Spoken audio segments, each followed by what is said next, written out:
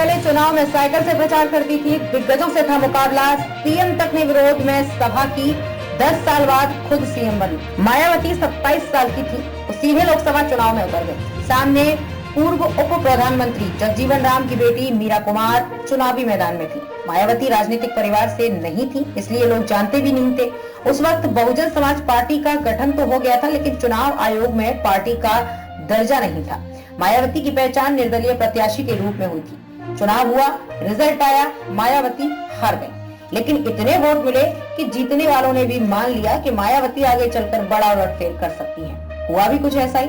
4 साल बाद 1979 में इसी सीट पर मायावती दोबारा प्रत्याशी बनी और संसद तक पहुंची। 6 साल बाद वो प्रदेश की पहली मुख्यमंत्री बनी। बसपा बन गई थी, लेकिन मायावती निर्दलीय लड़ी।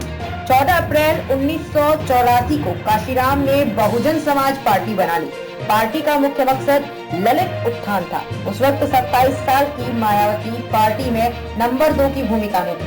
पार्टी के विस्तार के लिए जनजागरण अभियान शुरू किया। मायावती अलग अलग हिस्सों में जाती, लोगों से बात करती और पार्टी के साथ जोड़ने की कोशिश करती। तब तक पार्टी के चुनाव लड़ने के बारे में नहीं सोचा था।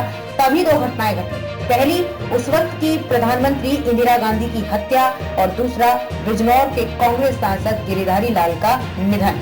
उस वक्त बसपा का जनजागरण अभियान बिजनौर की तरफ चल रहा था, इसलिए काशीराम ने तय किया कि उपचुनाव में मायावती को उतारा जाए। उस वक्त पार्टी तो बन गई थी, लेकिन आयोग में रजिस्टर्ड नहीं हुई थी। मायावती ने निर्दलीय चुनाव लड़ने का फैसला कर लिया।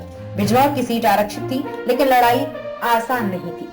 कांग्रेस ने यहाँ पूर्व डिप्टी प्रधानमंत्री जगजीवन राम की बेटी मीरा कुमार को प्रत्याशी बनाया। उस वक्त दलित वर्ग में जगजीवन राम बड़े नेता थे। दूसरी तरफ लोक जनशक्ति पार्टी ने रामविलास पासवान को प्रत्याशी बनाया। रामविलास को मुलायम सिंह, शरद पवार का समर्थन था। दोनों ही प्रत्याशी बिहार से थे।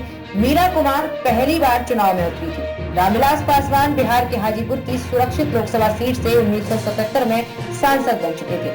चुनाव की शुरुआत में दोनों के बीच की टक्कर मानी जा रही थी।